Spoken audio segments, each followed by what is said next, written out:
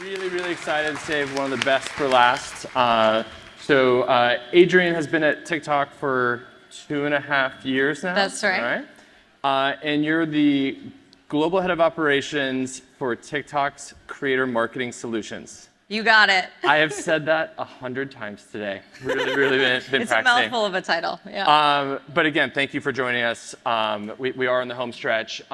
So I think everyone's heard of TikTok. Everyone knows about its growth. I always like to talk about how just kind of the trajectory that we see with our customers and different platforms.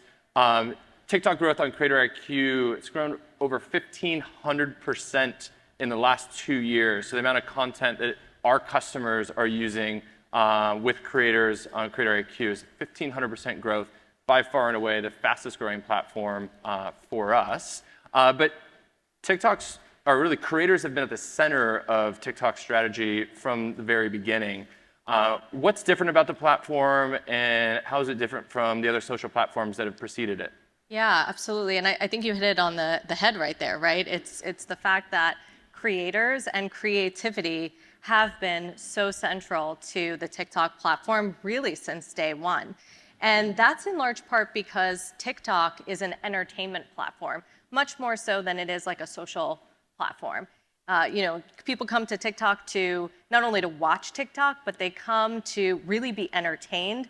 They come to engage. They come to build community with other people who share similar interests and similar passions. And we have this term at TikTok, actually we talked about it a little bit last week at Ad Week, called exponential entertainment. And really what that means, it's the notion that a single piece of content on TikTok can exponentially grow into a cultural movement on the platform. And I think a good example of that recently, who here has seen Tube Girl?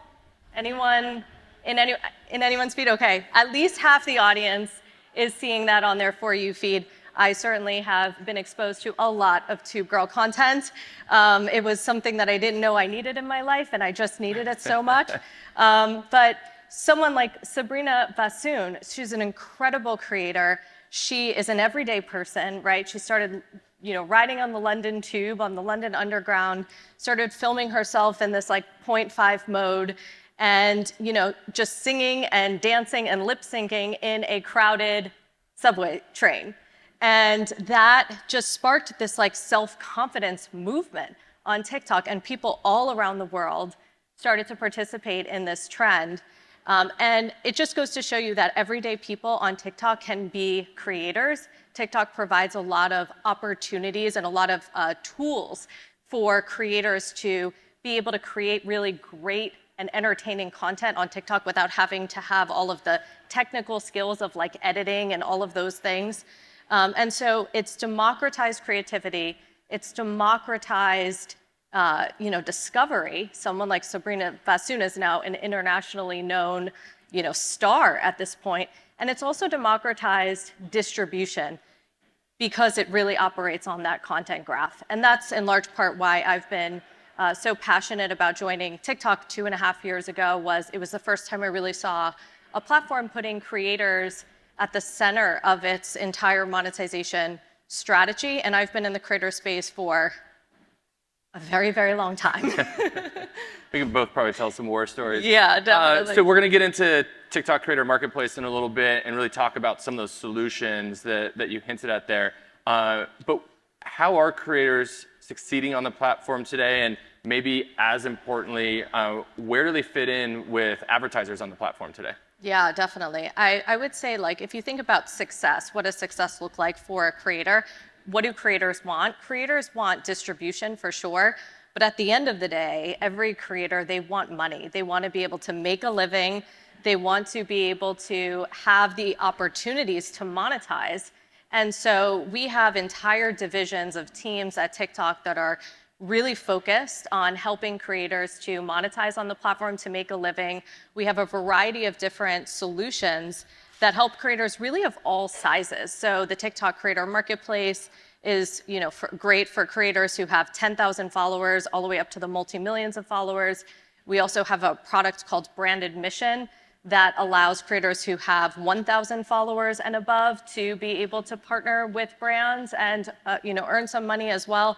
We have passive revenue streams for creators as well. So we have the Creativity Program Beta, which is sort of an upgrade from the Creator Fund. And now creators are earning 20 times more through the Creativity Program Beta than they were with the previous program. And we have live and tips and gifts and series and all of these different ways that creators can make a living on the platform. And so it's still early days. We're still early on in that journey, but we're very committed to ensuring that creators can do what they love and actually get paid to do that, and hopefully be able to do a lot of that full time. And to get to your question about like the sort of where they kind of fit within the advertising piece, one misconception is that creators are this like upper funnel awareness play, right? Like I think if we've been in the industry a really long time, that's something you hear a lot. But really the truth is that creators are a full funnel marketing strategy. And we've seen a lot of folks up on this stage talk about how effective creator partnerships have been in terms of driving results, in terms of converting sales. Think about creators as part of your full marketing funnel.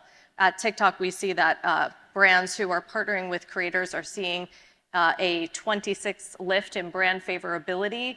We see that 71% of TikTok users say that a creator's authenticity is what motivates them from a brand to purchase from a brand. So there's just stat after stat that proves the effectiveness of creators, which is why we're all here in this room and why this room is just getting bigger and bigger every single year. So speaking of it, you said it's early days. The platform isn't new, but let's call it new-ish. Something we do hear from our customers, or a subset of our customer base, I'm sure folks in this room, is it's hard, it's different, it's still early days for brands and agencies to figure out how to properly partner, what's the right content, what's the right community, et cetera. Some in here have scaled tremendously, others I think are early days in figuring it out. What are your best practices, your tips for those who are trying to get started on the platform? Yeah, definitely. I mean, I think the first piece is to think about creators broadly, right? It's not only creator in the traditional sense. There's this sort of misconception that creator equals only influencer, right? But we see there are creators who are just producing content for the purpose of ad creative. Maybe they don't even have a presence of their own. There are employees that can be your creators. Neutrogena is a really great example of that. They leverage their chemists, and they bring their chemists in front of the camera to tell you how the products are formulated, sort of behind the scenes. So there's all these different ways that you can work with creators. Creator means a lot of different things. It's a very broad, category now. There's all these different niche communities. I think one of the panels earlier was talking about all the niche communities that they partner with and how effective that is for them. Think about creators broadly. Secondly, bring creators in-house and think about them as in-house consultants. Creators as consultants is really, really effective because especially if you kind of don't know where to get started, bring creators in and they will tell you. They are like a wealth of knowledge. They have all of this market research specifically, expertly tailored to their communities. And they are creative strategists. They are TikTok experts. They are community managers. They're all in one talent. So ask them, and not only informing your marketing strategies, but potentially even, helping to inform your product development strategies as well. And then the advice that we give to brands in terms of, how to be effective in a campaign is, ditch the script. First and foremost, if you're working with a creator and you're handing them a script to read, you are totally missing the point of why to work with creators in the first place. Creators can write a script for you, and then you could review that script, but give the creator the freedom and give them the guidance, the do's, the don'ts, the details around what's going to be successful, what you count to be successful, but then let the creator bring that to life in a way that will truly, resonate, and they know will truly resonate with their communities, and make sure to integrate the brand in a way that is very natural, because the TikTok audience is, they're smart, right? They don't want to be sold to, and they know when they're getting sold to. And so integrate the brand really natively and find that natural hook. and use trends. There's a tremendous amount of trends to tap into and different formats to tap into on TikTok. But use trends strategically and make sure you're partnering with the right creator when you're thinking about that trend. So for example, ASMR, big trend on TikTok, right? But if you're working with a comedy creator who's never done that trend, it's gonna be very, very cringe. I've seen it before. It's like, it's so forced, right? And so make sure that the creator, if you wanna participate in the Tube Girl trend, partner with Sabrina Bassoon or someone who's like been doing that for a while. So that's some of the advice that we give to brands. I want to get into trends because it was funny. 2 different panels. By the way, I love learning so much myself at our own event. So thank you, Creator IQ. But there was a panel in here earlier, and someone asked, "How can you turn around an influencer marketing campaign or creator marketing campaign in 2 weeks?" And the audience laughed. All right, no, like too much legal, too much compliance, takes too long, contracting, et cetera. And then I was in the other session or the other stage with Aaron North, if you're in there for Premium Talent Partnerships, and he's the CMO of Mint Mobile, and he talked about the fact that Ryan Reynolds they'll see something one afternoon, and Ryan will go out and shoot it that day, and they will have it on social, online, wherever the distribution is, within 24 hours, right? Someone who's just fully committed, and they called it fast-vertising. And it was one of the first times I think I'd ever heard that term. But there are certain brands who maybe they have loose legal or other things that can move quickly. But what, for lack of a better word, what trends or what are brands doing to overcome some of these challenges of just moving quick enough? Yeah, well, I mean, that's a competitive advantage right there, right? Like if you can tap into the trend in that moment, if you can move at the speed of culture, that is going to just really put you in a really good place in order to break through a lot of the noise. And like one way that you can do that is as a brand, if you're like not ready to like fully dive in, is just start commenting on some existing, videos in a specific that are happening in a specific trend, jump onto that wagon really quick. We see that users on TikTok love when brands are engaging in the comments. It helps to humanize them, it helps to kind of personify them a bit more, and it's just really, really effective. So that's one way, just like baby steps, right? But then, work to, set up your team such that you can activate on the fly quickly, right? Whether that is, having that coffee with the legal team or, building those relationships internally, structuring your team, but also getting back to the creator, like longer term partnerships, creators as consultants, like the deeper relationships that you build with creators, the quicker you can activate them. Especially if you set up like a longer term partnership with them, perhaps you can activate them, on the fly. So really building up that kind of portfolio of folks that you're really tapping into and working with and making sure that it's diverse enough to capture the sort of cultural moments of that time. MAC Cosmetics actually was able to partner with Sabrina Bassoon they brought her in for London's Fashion Week. Within a matter of weeks and had her walking the runway. Sabrina, I think, is also a model, so maybe there was some easier way that they were able to make that happen. But we've seen a lot of brands be able to capitalize on those trends really effectively as long as they kind of set up the infrastructure internally and also the relationships externally. So let's switch gears over to TikTok Creator Marketplace, or we'll call it TTCM, because it's a mouthful, but TTCM moving forward. Really, your focus there, your team's focus is reducing friction between brands, creators, increase collaborations, and also make sure that there's equitable and transparent opportunities for creators on the platform.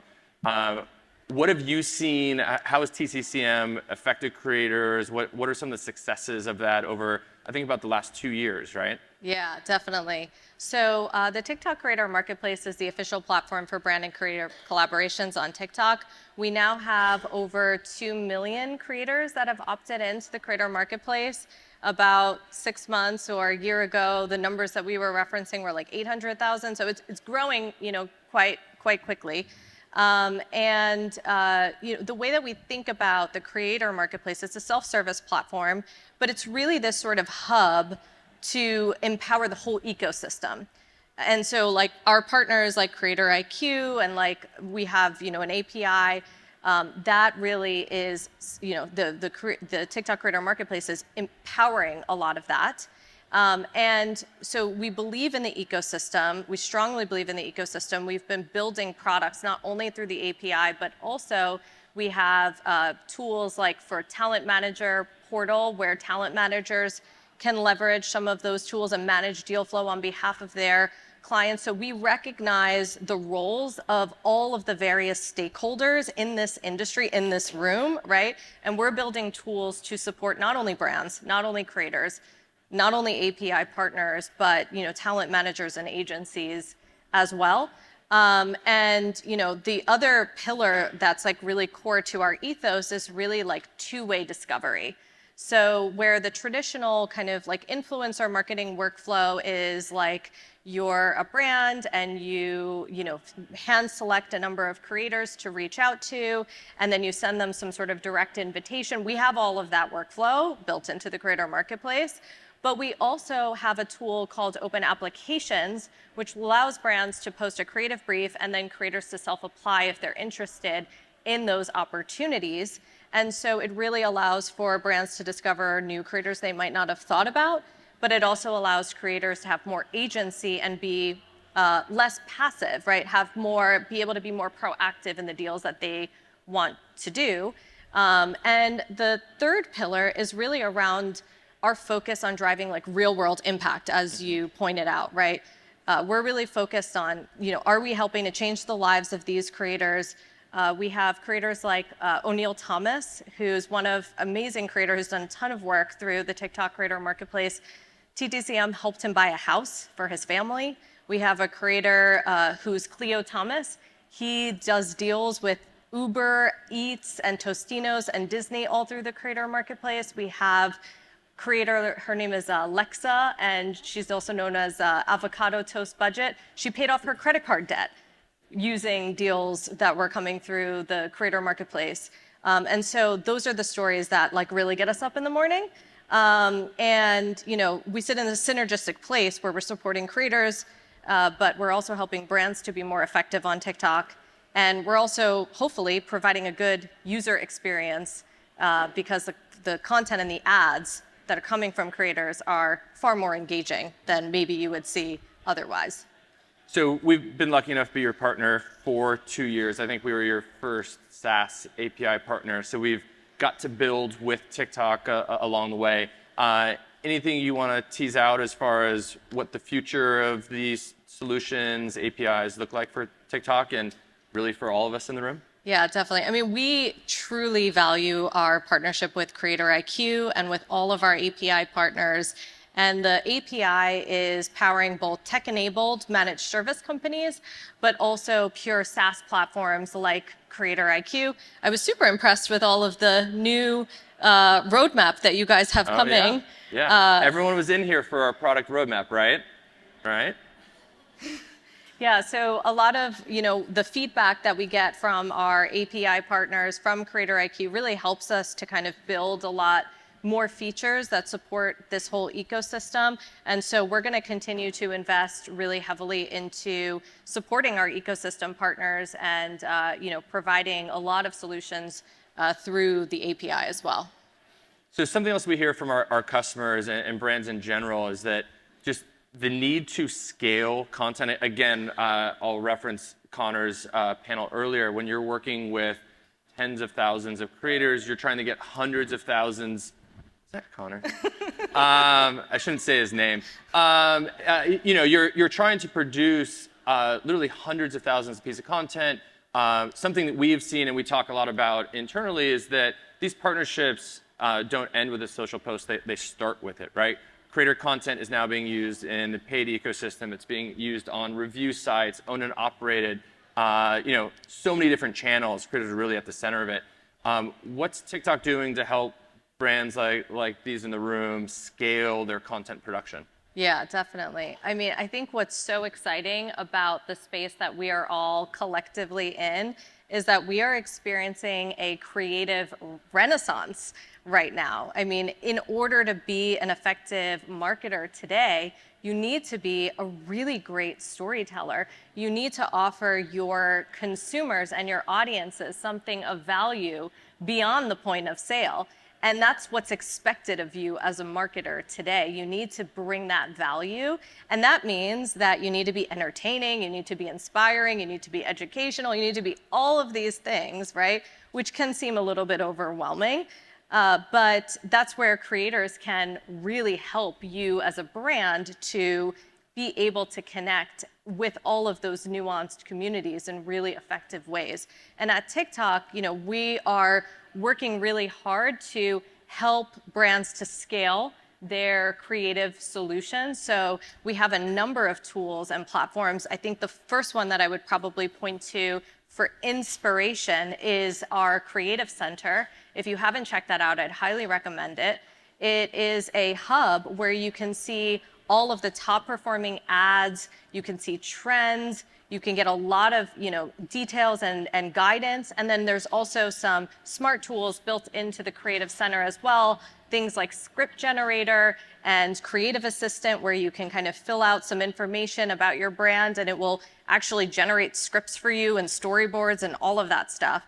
And that's really great for like creative inspiration. But then when it comes to creative production, we of course have the TikTok Creator Marketplace. We have a platform called the TikTok Creative Exchange, TTCX, which helps to map brands with agencies. We have our whole partner ecosystem.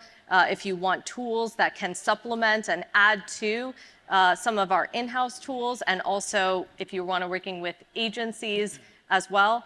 So there's a lot of different solutions today that really help marketers to create that content at scale. And I think also just crowdsourcing content, not only from creators in that more traditional way, but we have a tool called Brand Admission that allows you to crowdsource content at scale, sometimes hundreds of pieces of content in a single campaign. So a lot of that content then moves over to media, right? And in the case of TikTok, it's really Spark Ads as your native creator ad unit. Any best practices for the audience and really combining that, okay, I've got the right content, I've found it, or I've developed it, and then moving it into Spark Ads? Yeah, definitely. I mean, organic and paid are both very effective strategies alone. And then when you bring them together, they're so much more powerful. So Spark Ads is our native ad unit. So that's basically when you can take a creator post and you can boost it and put paid media behind it. And that ad unit is just in terms of performance, it performs better than any other ad unit in terms of click-through rate, in terms of watch time, in terms of engagement rate. So it's a really effective ad unit. And what we're seeing is that brands who are utilizing both organic and paid together, when the audience is exposed first to an organic post and then to a paid post, there's research that shows that likability for that brand and relevance and resonance with that brand dramatically increases. And so the TikTok Creator Marketplace is integrated with TikTok Ads Manager, so it's a very seamless experience. Our API partners are often also integrating both with the TikTok Creator Marketplace and also some of the marketing solutions that empower the API. So leveraging those tools and leveraging that paid media on top of your organic strategies is highly recommended. So we have 1 minute left. We'll end with a fun one. So you've had a couple great examples, but what's one additional niche community and one additional creator that you follow that everyone in this room should follow today? Okay, so this is always the hardest question. However, and my answer always changes.